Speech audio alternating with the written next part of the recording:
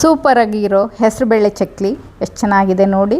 ಎಲ್ಲರಿಗೂ ಇಷ್ಟ ಆಗುತ್ತೆ ಚಕ್ಲಿ ಎಲ್ಲರೂ ಇಷ್ಟಪಟ್ಟು ತಿಂತಾರೆ. ಮಕ್ಕಳಿಗಂತೂ ಅಷ್ಟು ಇಷ್ಟ ಆಗುತ್ತೆ. ಇದು ಹೆಸರುಬೇಳೆಯಿಂದ ಮಾಡೋದ್ರಿಂದ ತಂಪಾಗೂ ಇರುತ್ತೆ ದೇಹಕ್ಕೆ. ಮನೆಯಲ್ಲೇ ತಯಾರು ಮಾಡಿದರೆ ಹೊರಗಿನ ಸ್ನ್ಯಾಕ್ಸ್ ತಿನ್ನೋದು ಬಿಡ್ಬೋದು ಅಲ್ವಾ. ಎಷ್ಟು ಚೆನ್ನಾಗಿದೆ ನೋಡಿ. ನಮಸ್ಕಾರ ಸ್ನೇಹಿತರೆ, ಪಂಕಜಾಸ್ ವೆಜ್ ಕುಕಿಂಗ್ ಚಾನಲ್ಗೆ ಸ್ವಾಗತ ಸುಸ್ವಾಗತ. ನಾನು ಇವತ್ತು ಮಾಡ್ತಾ ಇದ್ದೀನಿ ಹೆಸರುಬೇಳೆ ಚಕ್ಲಿ. ಸೂಪರ್ ಆಗುತ್ತೆ, ನೀವು ಮಾಡ್ಬೋದು.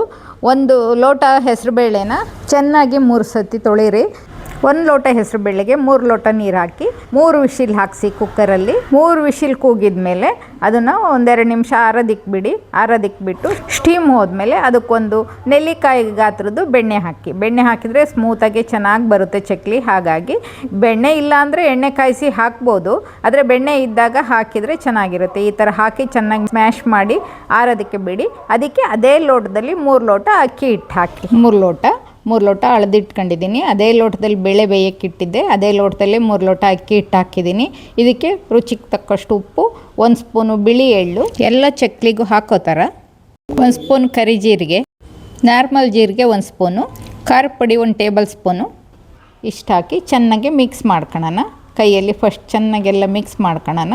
ಇದು ಹೆಸರುಬೇಳೆ ಬೆಂದಿರೋದಾಗಿರೋದ್ರಿಂದ ಹಾಗೆ ಸ್ವಲ್ಪ ಹೊತ್ತು ನಾದಿ ಆಮೇಲೆ ನೀರು ಬೇಕು ಅಂದರೆ ಚಿಮ್ಕಿಸ್ಕೊಂಡ್ರೆ ಆಯಿತು. ಸ್ವಲ್ಪ ಸ್ಮೂತಾಗಿದ್ದರೆ ಒಳ್ಳೆಯದು, ಚಕ್ಲಿ ಹಗುರವಾಗಿ ಬರ್ತದೆ ನೋಡಿ. ಈ ಥರ ಚೆನ್ನಾಗಿ ನಾದ್ಕೊಂಡ್ರೆ ಹಿಟ್ಟು ಚೆನ್ನಾಗಿ ಹದವಾಗೇ ಆಗುತ್ತೆ.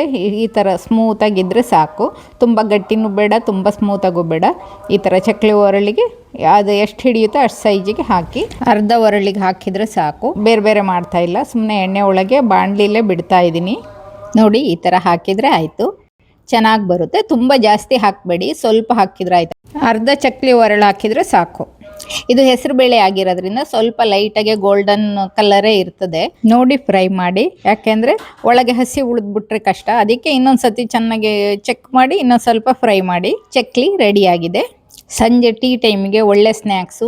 10 ದಿನಗಟ್ಟಲೆ ಇಟ್ಕೊಂಡು ತಿನ್ಬೋದು, ಏನೂ ಆಗಲ್ಲ. ಎಷ್ಟು ದಿನ ಇಟ್ಟರು ಹಾಳಾಗಲ್ಲ ಚಕ್ಲಿ.